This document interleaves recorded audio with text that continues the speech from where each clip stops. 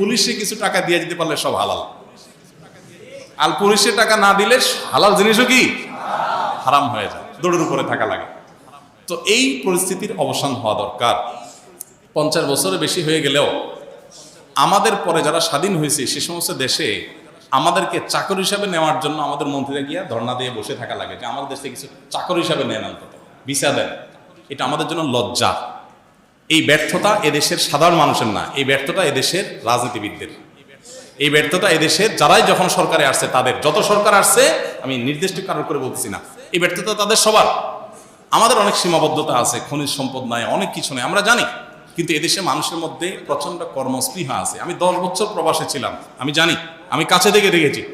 অন্য অনেক দেশে মানুষের চাইতে বাংলাদেশি প্রবাসীরা কাজের প্রতি অনেক বেশি আন্তরিক। এবং মিডিল ইস্টে আপনি সৌদি আরবে, দুবাইতে দেখবেন যে কফিলরা, মালিকরা বাঙালি লোক বেশি খোঁজে।